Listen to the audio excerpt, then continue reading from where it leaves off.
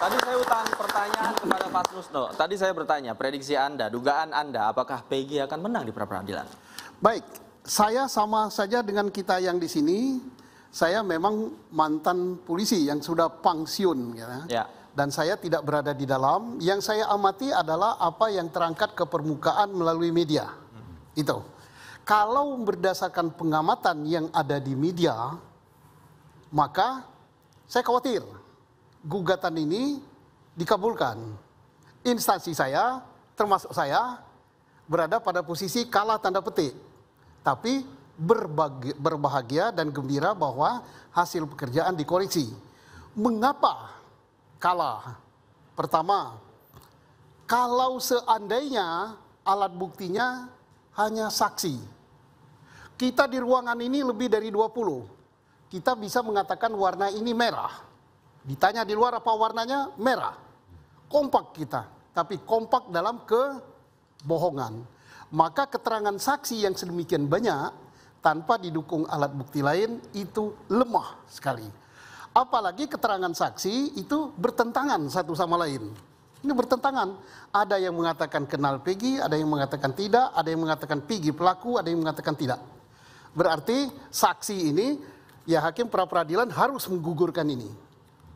Terkecuali ya, dan itu harapan saya. Karena di dada saya ini masih Polri Tolen gitu. Oke. Sampai hari ini saya masih makan dan hidup dari Polri. Dan Polri itu milik kita bersama. Kita berharap Polri telah benar bekerja, telah terkumpul 2 alat bukti. Apa? Misalnya ada sidik jari Peggy yang ditangkap ini ditemukan pada barang bukti. Baik. Ada hasil laborat darah. Di baju Peggy ada darah Vina, ada darah Eki.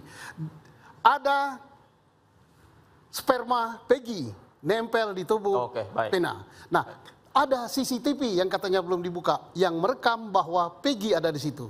Maka ini mutlak tidak bisa dibantah. Tapi kalau itu nggak ada, dan itu bukan harapan saya udah berdoa ini, ya Allah, mudah-mudahan itu ada. Oke, baik, mudah-mudahan itu ada. Pak Freddy, tanggapan Anda? Ya, kalau saya menilai upaya permohonan mengajukan pra-per itu adalah upaya setiap orang. Namun dalam hal ini, saya melihat begitu seriusnya, tebalnya berkas yang diberikan kepada jaksa, ya saya yakin pasti akan ditolak. Oke. Ya, dan dalam hal ini jangan lupa Pak, pengembalian berkas itu dengan catatan itu perlu dilengkapin itu dimanapun pasti begitu Pak. Kecuali dalam hal ini tanda kutip Pak ya, kalau langsung P21 itu pasti akan diserang. Ada main apa di sini? Ya. Dan itu bukan hal yang suatu luar biasa, itu hal yang biasa Pak. Dilengkapin itu kemungkinan keterangan saksinya bentuk tambah ini dan ini segalanya kan. Saya tidak melihat P19 apa isinya. Tapi menurut saya itu hal yang sangat lazim dan tidak perlu kita permasalahkan, tidak perlu kita heboh gitu Pak. Oke, tapi Anda yakin akan ditolak ya? Saya yakin. Oke. Ya. Pak Muhtar, silakan tanggapan Anda. Baik, sebelumnya saya sampaikan begini. Saya pribadi, kami tim kuasa hukum Peggy dan kita semua itu mencintai Polri, sangat mencintai Polri. Tetapi tolong kecintaan kami terhadap Polri ditunjukkan oleh Polri dengan profesionalitas yang tinggi. Nah, itu yang pertama. Kemudian yang kedua, sebetulnya pengembalian berkas dari awal kita sudah prediksi, Bang. Nah, kenapa kita sudah prediksi? Karena pertama, konstruksi hukum yang dibangun oleh pihak penyidik dalam hal ini adalah kepolisian daerah Jawa Barat itu sangat-sangat lemah. Ya, kenapa? Karena kami meyakini bahwa menyematkan status tersangka, kemudian menangkap dan menahan klien kami yaitu PS, Peggy Setiawan, itu berdasarkan daftar pencarian orang. Yang mana di dalam DPO itu disebutkan nama Peggy alias Peron, alamatnya Banjarwangun, Kecamatan Mundu, tinggi 160, kulit hitam, rambut keriting. Nah, sementara Peggy klien kami adalah Peggy Setiawan, alamat Kepompongan, Kecamatan Talun. Kalau tinggi saya pikir relatif kalau orang Indonesia ya 160 begitu.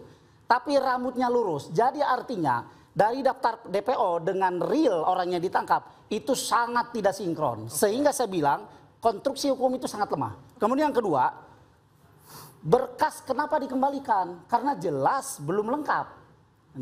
Nah, artinya waktu Polri menyampaikan berkas ke Kejaksaan Tinggi Jawa Barat dibarengi dengan penjelasan dari Kadif Humas Polda Jabar bahwa kami siap menghadapi pra-peradilan. Bahkan kami sudah membentuk tim hukum. Terus apa arti itu semua? Kalau berkas dikembalikan. Berarti memang di dalam berkas itu, kalau Pak Yunadi tadi bilang berkas tebal. Mau setebal apapun berkas, dari ujung meja ke atas meja, kalau memang di dalamnya belum lengkap, salah satu di antaranya adalah alat bukti, ya jelas kejaksaan tidak akan menerima kan itu. Kemudian yang ketiga, yang paling penting yang ketiga, kenapa saya kembali lagi karena saya penasaran ya, ini Polri kok mangkir dalam persidangan pertama gitu, padahal nyata dan jelas H-1 Kadif Humas Polda Jabar menyampaikan bahwa kami siap, 24 kami hadir. Nah, hal yang ketiga yang ingin saya sampaikan adalah kami bilang bahwa Polri dalam hal ini Polda Jabar melawan perintah atasan.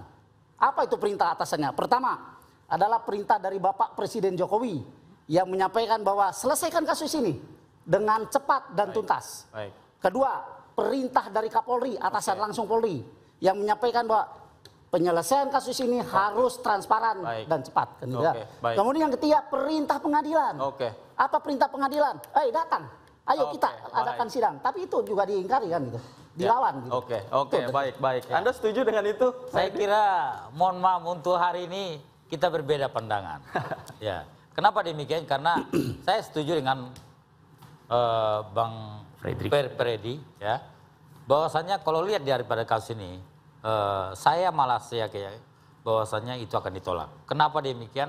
Melihat bukti-bukti yang dimiliki oleh Polda Jawa Barat, ya, termasuk juga saya kira Kapolri juga kalau kita lihat tadi sudah memberikan suatu perintah, di dalam pengajuan berkas ini harus betul-betul menggunakan metode scientific crime investigation. Kenapa? Walaupun ada yang melakukan bantahan, walaupun ada yang melakukan pembelaan, tetapi dengan adanya bukti-bukti tadi, itu insya Allah akan kuat, ya. Termasuk misalnya di dalam hal kesaksian. Kalau kita lihat kemarin, berkas-berkas yang diajukan oleh Polda Jawa Barat, itu ada 18 orang mengakui, misalnya tahu ya tentang Peggy tadi ya. Dan saya kira itu sangat memperkuat untuk menyatakan bahwasannya penetapan tersangka itu sudah sah, ya. Namun demikian tentu memang ya nanti ini semua akan dibuktikan di pengadilan, ya. Tapi kan boleh kita ribut sekarang, buktinya lemah. Nanti gitu. saya kira perkaranya lemah. Ciri-cirinya pun tadi dikatakan tidak sama, tidak identik katakanlah. Kalau kami melihat bahwasannya polisi di sini tidak ingin berdebat di ruang publik, tetapi akan menyampaikan bukti-bukti itu nanti di pengadilan. Kita lihat saja nanti apa yang menjadi asal. Ya, silakan. instruksi. Silakan. Saya sependapat. Ada tapinya? Tidak. Tidak. Yang ditangkap itu betul 1000%. Jadi polisi tidak salah. Peggy. Kenapa harus dicari bukti KTP, harus dicari bukti sidik jari, harus dicari bukti saksi untuk menuduh atau untuk menentukan dia Peggy? Nggak perlu. Ibunya sendiri mengatakan ini Peggy Setiawan. Terus bapaknya mengatakan Peggy Setiawan. Sekolahnya mengatakan Peggy Setiawan. Udah 1000%. Persoalannya adalah apakah Peggy Setiawan ini adalah Peggy Setiawan yang di DPO. Yang di DPO alamatnya Kecamatan A. Peggy yang ditangkap Kecamatan B. Yang ini Peggy Setiawan, yang ini Peggy Perong. Nah, jadi yang ini rambut keriting, yang ini rambut lurus. Ya siapa tahu rambutnya dia pergi ke salon pakai sampo model baru jadi begitu kan? Bisa saja. Artinya ada ketidakcocokan antara identifikasi yang DPO. Ya, sekarang zaman modern, tidak cocok rambut tuh apanya? Saya ini udah botak, tapi begini kan. Artinya kalau begitu bisa kita asumsikan, katakanlah begitu, argumentasinya lemah. Belum selesai, belum. Silakan. Belum. Itu kan baru tentang Peggy. Ya. Berarti silakan dinilai. Nah yang kedua, apakah Peggy yang ditangkap ini adalah pelaku apa bukan? Yang sudah diajukan oleh penyidik, oleh junior-junior saya itu adalah saksi. Nah saksi bagaimana kondisinya sudah saya sampaikan tadi. Saling bertentangan. Tetapi jangan senang dulu saling bertentangan ini bahwa itu gugur. Siapa tahu besok dibuka di almari besi atau almari Polda Jabar, ini loh. Oke. Rekaman CCTV-nya. Ini loh hasil laboratnya. Kita kan nggak tahu ini. Oke, baik. Itu taktik kesebelasan U23 saja disembunyikan. Baik, baik. Apakah 3-2-1, apakah 1-1. Oke, Ini baik. sama. Baik. Pak Fredrik, singkat saja tanggapan Anda. Ya, menurut saya satu hal, ya, penyidik itu tidak akan memberikan bukti materialnya kepada PH, termasuk saya. Saya waktu membela orang, saya mati-matian minta, dia bilang nanti kamu baca di waktu sidang. Saya angkat-angkat. Tidak akan memberitahukan kita. Dan itu merupakan wewenang daripada penyidik. Tidak ada bocoran. Iya. Dan bagaimana seperti rekan Edi ya namanya, maaf ya. Pak Muhtar. Oh Pak Mukhtar, oh, maaf. Rekan Mukhtar dia mengatakan bahwa apa yang disajikan itu kurang bukti dan sebagainya. Saya waktu jadi PH, saya juga begitu. Wah penyidik nggak benar, penuntut umum nggak benar, pasti kita akan mencari kelemahannya. Tetapi kan fakta nanti akan dibuktikan. Jadi bila suatu ketika prapernya ditolak permohonannya, ya hadapin aja Pak, buktikan satu-satu dibantah Pak, tidak perlu kecil hati gitu Pak. Dan jangan lupa satu hal Pak yang saya beritahukan, andai kata praper ini dikabulkan, sprindik kedua keluarin lagi Pak, sama aja kan Pak, nggak akan beda, di mana-mana itu begitu Pak. Jadi nggak perlu senang-senang gitu Pak. Polanya sama, Pak. Sama Pak, begitu itu Pak. Ya jadi itu semua sama Pak. Oke. Sprindik baru nanti orangnya dibalik depan ke belakang, belakang ke depan, pasalnya dirobah sedikit, udah sprindik dua, langsung lagi keluar lagi, tangkap lagi kan Pak, sama Pak. Jadi suatu hal Pak yang kita cari itu adalah kebenaran fakta material Pak. Oke, jadi kita bukan saya gini, melihat formilnya Pak. Biar Oke. rame dikit. Oke, Pak Sumso ditahan dulu ya, ditahan dulu karena kita harus break nih. Bapak-bapak, usai jeda kita lanjutkan kembali. Pemirsa, interupsi masih akan kembali usai jeda berikut. Jangan kemana-mana. Sesuai judulnya.